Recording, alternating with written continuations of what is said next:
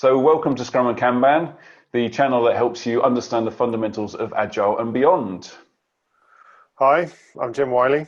Hi, I'm Jiten Vara. And I'm David Lowe. And today we're going to be asking, is Agile the same as Scrum?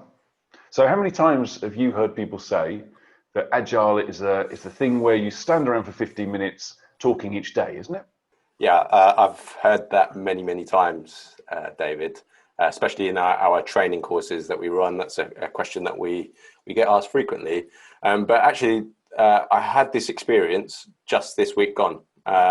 Somebody in one of the clients that I'm working with came up to me and said, this Agile thing really isn't working. The person was clearly distressed. They were really worried about how they could make their team work really well. And they went on to say, actually, our work that really doesn't fit into this 2-week blocks of work. We're unable to release at the end of the 2 weeks, and predominantly because our work is split into 4 different work streams. So when she referenced Agile, what she was really talking about was the events of Scrum. The fact that they were the wrong meetings to have, and as I said, she was clearly worried about the fact that it wasn't working. So that's one example that happened last week. It's a great point, isn't it? I mean, we see this all the time. I've had some similar experiences recently where we're trying to measure the success of like how agile we are by our adherence to those processes. So, are we running the events? How many times are we running the events? As opposed to, are we getting the outcome that we want from having undertaken that those events and spent that time? So yeah, I think that's a really common misconception. Interesting stories. Okay, so what's the impact of those misconceptions? Well, as I was saying, the person that approached me last week, first of all, they were personally distressed. They were really keen to get the team working well, as I was saying, but they just weren't able to because they were thinking in terms of the events. Similar to what Jim said, is where we believe that the agile maturity of a team or an organization is how many times the events take place, do they take place, and so on and so forth. And I guess the impact of that misconception is you probably don't leverage the real benefits of working in an agile way and thinking in an agile way. And so, yeah, that misconception means that sometimes people don't think it's working. And that's obviously not a great thing. No, if they don't think it's working, you lose support, you lose investment, and suddenly you're basically back to where you were before you started. And another thing is that if anyone ever tries to start an agile initiative again, you've obviously got in your memory all of those examples, those bad examples from your past history. It's difficult to really kind of let that go. And difficult to embrace agile way of working in the future again. Well, I'm just going to do a quick cheeky mini plug here because we do talk about these kind of scenarios in more detail, right, in our bite-sized workshops and in our accredited training, which we'll put links in at the bottom of the video as well, right? So are you saying Agile and Scrum are not the same? That's exactly what we're saying. So Agile and Scrum are not the same, and I'll talk you through what I believe the differences are. So Agile for me is a set of values and principles. Yeah, they kind of outline how we work together, and how we decide what we work on. That's the way that I like to view it. Very simply, 4 values, 12 supported by 12 principles that give us those 3 things. Scrum, on the other hand, is a framework within which we can apply those values and principles to our ways of working. That's how I try and simplify the difference between the 2. So that's cool. That seems pretty straightforward. So what causes the confusion? Well, the 2 things are clearly connected. Like I say, Scrum is a framework that we can use for applying the values and principles of Agile. And so there obviously is some synergy there. A good example, we've got a number of events within Scrum. The daily Scrum is a great example of an opportunity or forum for communication and collaboration, the essence of the values and principles of Agile, and how we can use those forums daily to be able to keep connected, coordinate, and understand how we're going to move towards our shared goals. The same is true of on a number of those other events as well. The planning event, for example, we come together every 1 to 4 weeks and work out what we want to achieve over the next period of time. So those are all about creating forums for us to talk to each other about how we're going to work, what we're going to work on, etc. Another reason why the confusion might come in, clearly they're connected, as Jim said, and because they are so connected, I feel like it can be quite easy to get confused.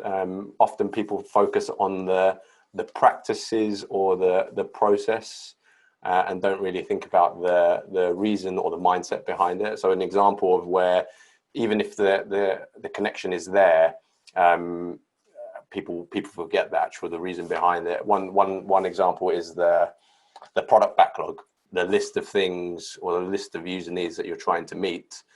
Sometimes they can just be put into an electronic tool, and you may feel like you've kind of hit all of those agile kind of markers. Hey, yeah, we're doing everything great. We've got a product backlog. It's organized.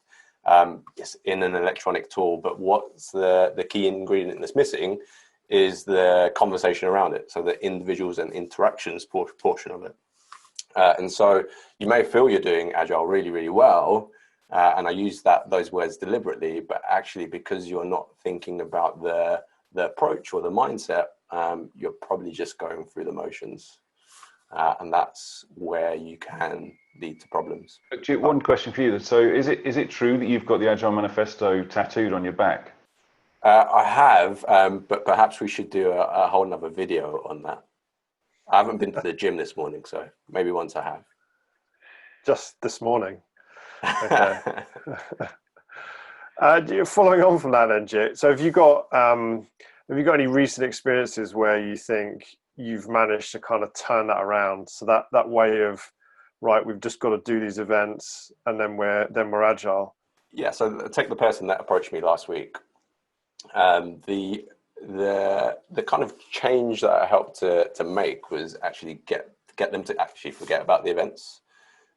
Clearly, Scrum isn't and wasn't the thing for them. Like, it was never going to make them successful. Somebody told them to do Scrum because of the reasons that you mentioned earlier on, Jim. Hey, we must have these events, and how many events are we doing? And so they blindly followed that. We took a blank sheet of paper. I told them to forget about the events themselves. We took a look at the manifesto, and then we started to think about what would really make the team really tick, the team really start to motor and be successful when you're just solely thinking about the values and principles of the manifesto. And so what happened was that they came up with some ideas and some experiments to run with the team, which they obviously shared with the team beforehand and got the team's feedback. But it was along the lines of, hey, we need to do some planning, but we can't plan for 2 weeks because of the nature of our work and because it's so different. So how about we plan more regularly? Like, that doesn't mean we have to have a review or a show and tell every few days or a retrospective every few days. But it did mean that we could plan and be more adaptive much more frequently, and we were able to be a bit more successful. So they're actually going to try that from next week. So maybe a future video on how that's gone. So what you're saying really is they aren't following the rules of Scrum anymore, or the rules. Sorry, that was the wrong word to air quote. They've actually evolved something and adapted something that works to their context. Correct, because they're thinking about the values and principles. They're imbibing the mindset rather than just trying to blindly follow the rules, as you put it, of Scrum.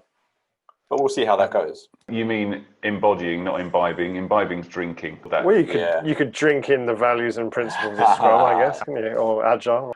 You've mentioned the Agile Manifesto a few times already. We've not actually talked about what that is, right? So we should just explain that. So a group of people, 17 people, got together in 2001, and they all had different approaches of how they worked. but they also had some similarities. So for example, some people said we should be co-located, some people said that didn't matter, right? So they didn't actually align, but there were some things, certain values and principles that they all held, and they wrote these down and created this Agile Manifesto, right? And so this is available at agilemanifesto.org, and it is pretty much 2 pages, one with the values on, one with the principles on, and I'm going to let people go and discover that for themselves and look at all of the detail rather than us reading it out. Maybe we'll delve into it in another session later on. What I'd like to ask though is, from what you've been saying, does this mean that we can throw out Scrum and just focus on Agile? No, definitely not. Not everybody's in a position where they're able to, or they feel empowered to kind of evolve the way in which they're working in the way that Jit was just describing. And so actually, we can use Scrum still as a really, really good tool to focus ourselves on those values and principles. A lot of the work that I do with Scrum Masters, newbie Scrum Masters specifically, is around session planning for each of those events, and being really clear on the outcome that we want. So taking a sprint review as an example, what is that event about? Well, it's kind of looking at, so what do we do? What do we learn from doing that stuff? And what does that mean for what we do next? And all of these events really are about, in my opinion, learning. And so really structuring a session plan that we can work within and drive into those outcomes drives us to focus on those values and principles. That's all brilliant. So how are we going to sum this up?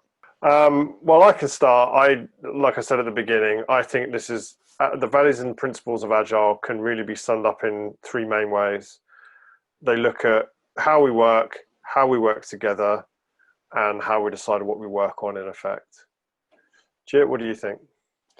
Yeah, what I would say is just to remember that the Agile Manifesto is the way of thinking. It's the mindset. Scrum and other frameworks is a way of applying that mindset in some kind of way. And so if you're ever feeling like this Agile thing isn't working, we're not really getting the benefits from it, we recommend that you go back to the Agile Manifesto, take a look at the values and the principles, and start to think about how you might be able to use those in order to help you improve your current situation. We still do it to this day. We still look at the manifesto values and principles. It definitely helps us to think through any sticky problem areas that we might have. And Jim, one last thing from you. If people want to get some help with their decorating, you've got some impressive wallpaper in the background. Where are you, mate? This is definitely not your office. No, it's not my office. No, I'm at my in-laws' place. This is lockdown, life in lockdown. Great. So we're going to wrap this up now. If you've got any questions or topics that you'd like us to cover, you can send those in to us.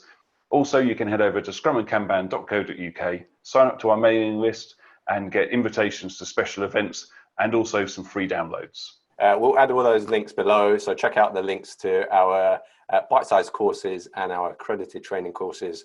Don't forget to subscribe so you don't miss the next videos. See you all soon. See you next time. Bye.